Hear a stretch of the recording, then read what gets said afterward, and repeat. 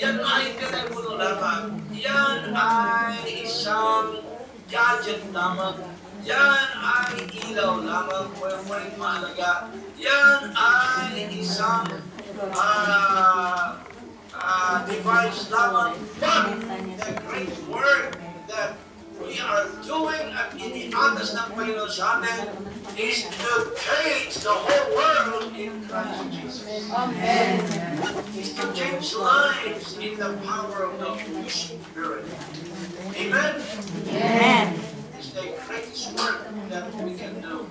As that is a great work. Amen? Amen. That's a great work.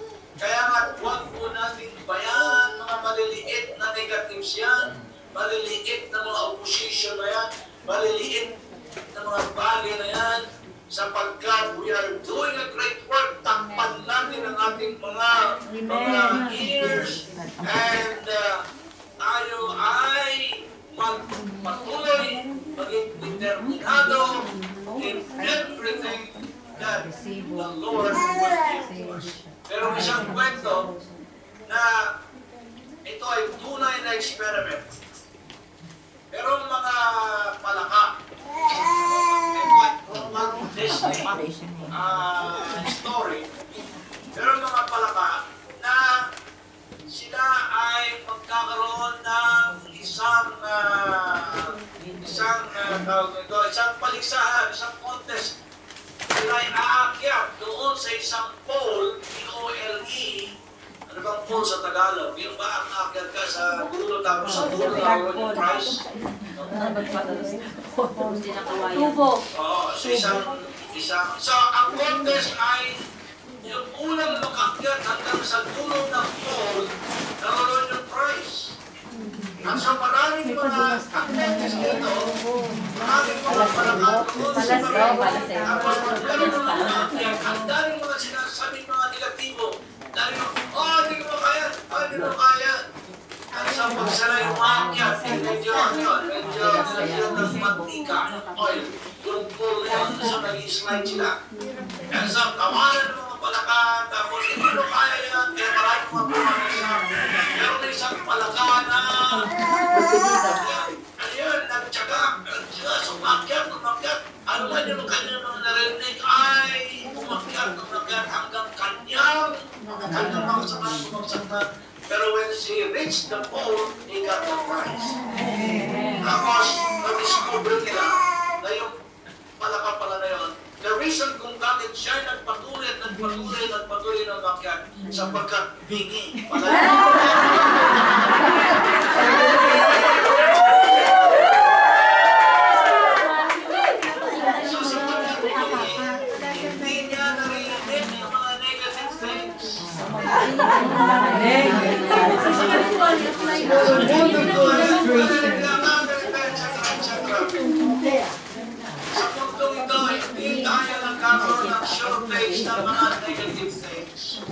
But if we have the spirit of Nehemiah, whatever it is, I will waste my time.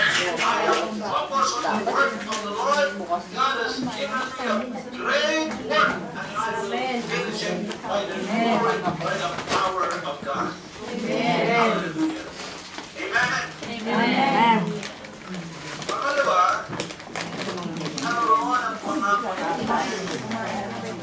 noon sa Nehemiah chapter 2 verse 20, sinabi ng Panginoon, the God of heaven will give us success. The God of heaven will give us success. Na isang napakagandang, napakapuno ng kapangyarihan na deklarasyon niya. Sapagkat kung kayo tayo gumagawa ng great work at wala tayong kaiyakan that the Lord our God will give us great success, mga kapatid, walang mangyayari sa ating spirit. The one of the greatest things, one of the greatest blessings that God has given to you and to me is the blessing of hope. Amen. Anybody who has no hope is a dead person. Wala na, kasi wala lang hope eh. Ako sa Manila, siguro nagpunta ko na lang ng mga malalaking hospitals doon to pray. Ilang isang pastor na imbitahan ka na mag-pray. Ilang ICU na yung aking napasok sapagkat sa mga hospitals, pag ikaw ay pare, kung ikaw ay isang pastor, pwede kang pumasok sa ICU to pray. At nakita mo yung mga pasyente na mayroon pang hope, sila ay nabubuhay. Yung mga pasyente na wala ng hope, wala na, patay na talaga. The blessing of hope is given to you and to me. Kung pumapasok si Pacquiao sa ring, boxing ring, he's full of hope. He's full of confidence that he will win. Otherwise, first round pa lang, magsakit na siya. The greatest hope that God has given us is the confidence that Nehemiah declared.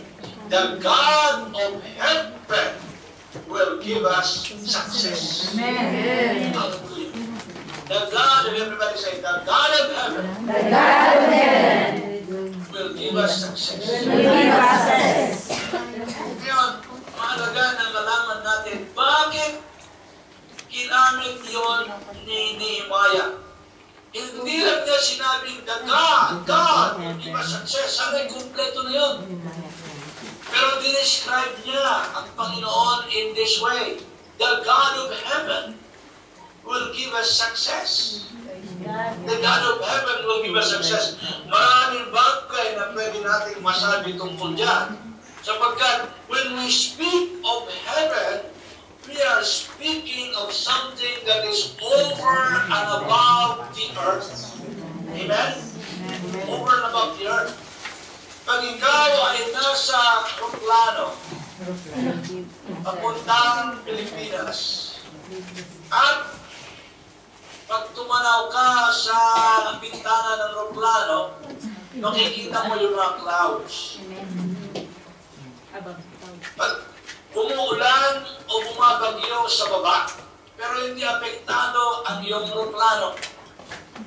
Why? Sapagkat it is over and above the clouds. Very, very heavy man yung clouds. Nagbabagyo man ang bagyo ang clouds, but you are safe. Why? Because you are over and above the clouds. Amen. At pag sinabi ng pilot, we will land in Ninoy Aquino International Airport at exactly 10:45 in the evening. Darating yun by the grace of God. Amen? Meron kang confidence. Why? Because you are not affected by the rains or the storms. You are over and above the clouds.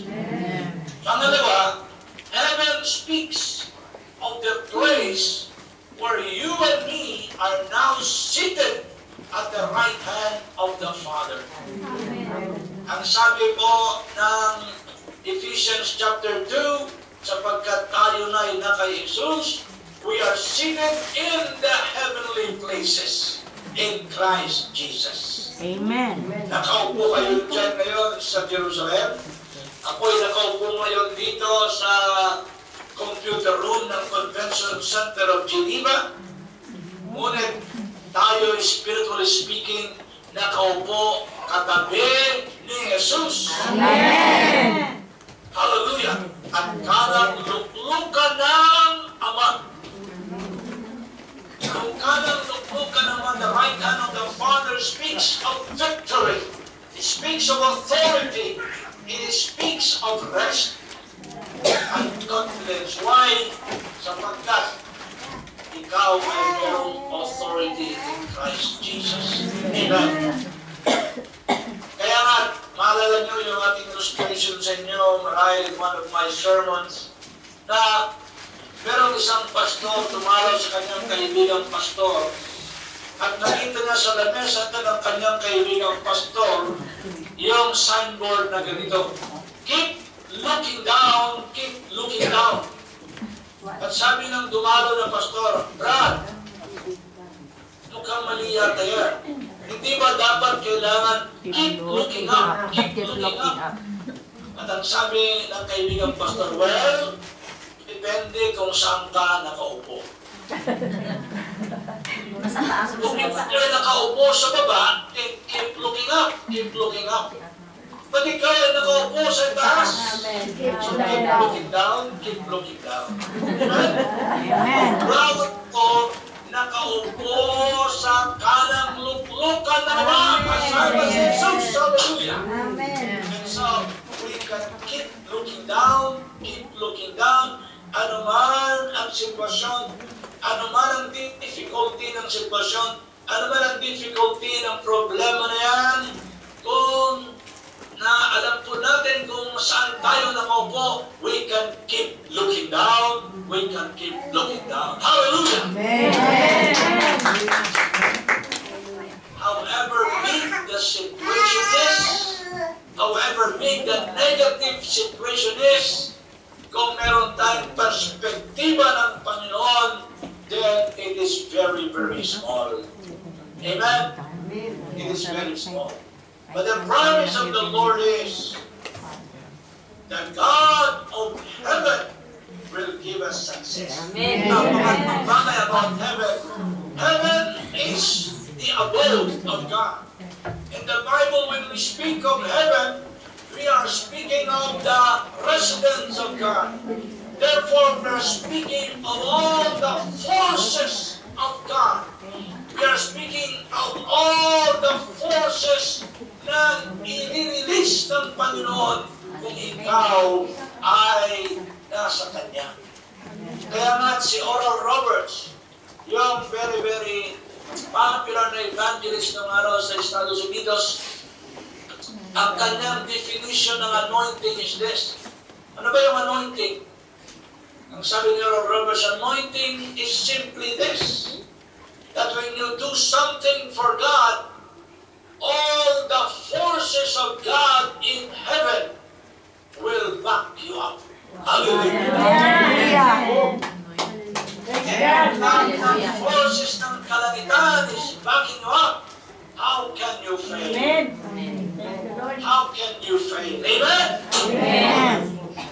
That's why, mga kapatid, the God of heaven will back you up. The God of heaven will give us success. Amen? Amen. But, sa aking pagtatapos, kung titignan natin ang Nehemiah chapter 3, wala po tayong time na pumunta doon, but basahin po yung chapter 3 mamaya. Makikita po natin na yung mga tauhan ni Nehemiah, yung mga pamilya na tumulong upang mag-build sa kanilang nasirang pader, ay ginawa nila ang kanilang tungkulin. They had harmony, they had peace, they had one vision. Ang kanilang vision to rebuild the wall of Jerusalem. At meron po silang kanya-kanyang assignment. Kaya nga madaling natapos. 52 days natapos. Wala silang mga computer, wala silang mga backhoe, wala silang mga equipment, mga bato na kanila